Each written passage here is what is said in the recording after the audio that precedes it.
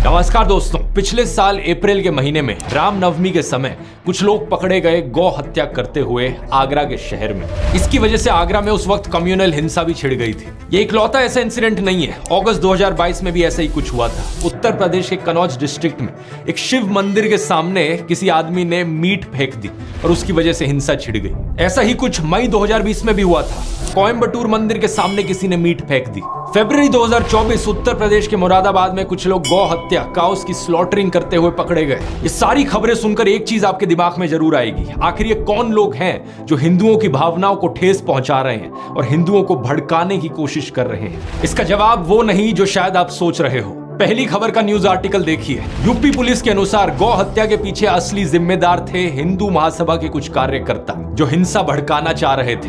दूसरी खबर, शिव मंदिर के सामने मीट फिकवाई चंचल त्रिपाठी नाम के एक आदमी ने। इसने एक मुस्लिम कसाई को इसके लिए 10,000 रुपए दिए थे। इसके पीछे कारण था कि ये वहां के SHO हरिश्याम सिंह के खिलाफ बदला लेना चाह रहा था। तीसरी खबर, कोयम्बटूर के मंदिर के सामने मीट फेंकने वाला आदमी था हरिराम प्रकाश, एक unemployed civil engineering graduate. Police के अनुसार ये मेंटली डिस्टर्ब था। चौथी खबर, गौ हत्या के पीछे मुरादाबाद में यूपी पुलिस ने अरेस्ट किया 4 लोगों को, जिनमें से एक था बजरंग दल का लीडर। ये एक मुसलमान आदमी को एक झूठे केस में फंसाने की कोशिश कर रहे थे, इसलिए इन्होंने खुद गौ हत्या कर दी। हैरानी की बात यह कि ये काम करने के लिए इन्होंने खुद एक मुस्लिम आदमी की मदद ली। इन खबरों के पीछे की सच्चाई सुनकर अगर आप हैरान हो रहे हो तो आराम से बैठ जाओ। अगले आधे घंटे में जो मैं सुनाने वाला हूं, अपनी आंखें और कान खोलकर ध्यान से सुनना। हमारे देश में एक भयंकर माफिया चलाया जा रहा है व्हाट्सएप और मीडिया के जरिए, जिसका सिर्फ एक मकसद है, सभी हिंदुओं को ब्रेन वॉश करना और तानाशाह के हाथों कठपुतली बना देना। मैंने पिछले वीडियो में समझाया था दोस्तों कि कैसे किसी भी देश का कोई भी डिक्टेटर हो, वो हमेशा देश की मेजॉरिटी कम्युनिटी को अपना टारगेट बनाता है। भारत के केस में मेजॉरिटी कम्युनिटी है हम हिंदुओं की, और हमें ब्रेन वॉश करने के लिए जो व्हाट्सएप पर माफिया चल रहा है वो 4 डिपार्टमेंट्स पर काम करता है। पहला डिपार्टमेंट जो आपके अंदर गर्व और अहंकार भरता है। कहा जाता है कि आप हिंदू कितने महान हो। Specially so called upper caste हिंदुओं को एक गर्व दिया जाता है। चाहे आपने कुछ पर्सनल लाइफ में अचीव किया हो या ना किया हो, आपको कहा जाता है कि आप महान हो क्योंकि आप इस जात, इस धर्म में पैदा हुए हो। हिंदू धर्म में जिस व्यक्ति का जन्म होता है वो व्यक्ति बहुत ही भाग्यशाली होता है। दूसरा डिपार्टमेंट कहता है कि आप पर सदियों से अत्याचार हुआ है, ये देखो आप कितने बड़े विक्टिम हो। तीसरा डिपार्टमेंट, आप खतरे में हो, देखो हमें उन लोगों से खतरा है, वो कभी भी आकर हमें खत्म कर सकते हैं। और चौथा डिपार्टमेंट जो नरेंद्र मोदी को मसीहा बनाता है, आपको कहा जाता है कि अगर आपको कोई बचा सकता है तो सिर्फ वही एक इंसान है जो आपको आकर बचाएंगे, इसलिए सिर्फ उन्हें ही वोट दो। दुनिया का सबसे बेस्ट प्राइम मिनिस्टर है। बाप जो पैदा किया उससे बड़ा मोदी है, उतना वो भगवान है। भगवान भारत के भगवान का वरदान बन के आए हैं। इस वीडियो में तीसरे और चौथे डिपार्टमेंट को गहराई से समझते हैं, ये जानने के लिए कि लोगों को क्या क्या दिखाया जाता है उन्हें ब्रेन वॉश करने के लिए।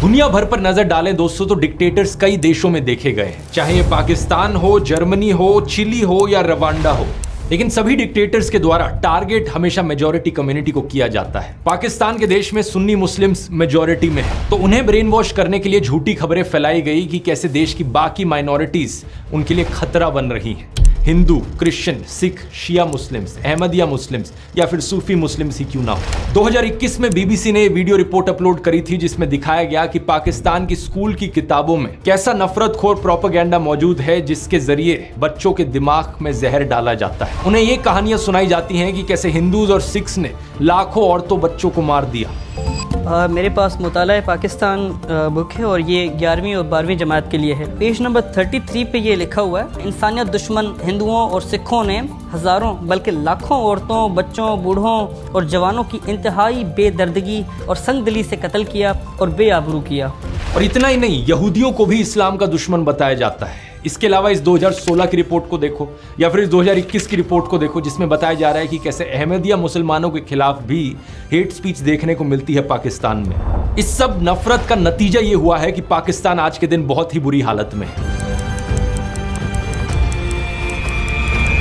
पिछले साल की वर्ल्ड बैंक रिपोर्ट देखो, 40% पाकिस्तानीज बिलो पॉवर्टी लाइन है। बेरोजगारी एक बहुत बड़ी मुसीबत बनी फिर रही है और कुछ ही दिन पहले IMF ने बताया कि पाकिस्तान में इस फिस्कल ईयर में नियरली 25% की इन्फ्लेशन देखी जाएगी। पाकिस्तान की मेजॉरिटी कम्युनिटी सुन्नी मुस्लिम्स को इस नफरत के जाल में फंसकर ब्रेन वॉश होकर क्या मिला? एक ऐसा देश जो रहने लायक नहीं है, जहां लॉ एंड ऑर्डर का कोई नामो निशान नहीं है। मेजॉरिटी कम्युनिटी के अंदर एक डर की भावना जगाने के लिए किस तरीके का खबरों के साथ खेल खेला जाता है, इसका एक अच्छा उदाहरण देखने को मिलता है आज से 100 साल पहले अमेरिका में। साल 1919 की बात है। वॉशिंगटन में एक 22 साल का ब्लैक क्रिमिनल कुछ लोगों पर हमला करता है और चोरी करता है। जिन लोगों पर हमला किया जाता है उनमें से एक स्कूल टीचर थी जो खुद एक ब्लैक औरत थी। इस इंसिडेंट को लेकर एक इंटरेस्टिंग बात यह है कि वॉशिंगटन के जो सारे अखबार थे उस वक्त के, वो या तो इस खबर को रिपोर्ट ही नहीं करते या फिर इसे पूरी तरीके से दबा देते। लेकिन 5 दिन बाद सेम शहर में सेम क्रिमिनल जब एक व्हाइट औरत पर हमला करता है तो सारे अखबारों की ये फ्रंट पेज खबर बन जाती है। इसकी वजह से अगले कई हफ्तों तक वॉशिंगटन में दंगे देखने को मिलते हैं ब्लैक्स और व्हाइट्स के बीच में। 39 लोगों को मारा जाता है और 150 से ज्यादा लोग जख्मी हो जाते हैं। जो एक्चुअल क्रिमिनल था इस केस में, उसका अरेस्ट सिर्फ 1 साल बाद ही देखने को मिलता है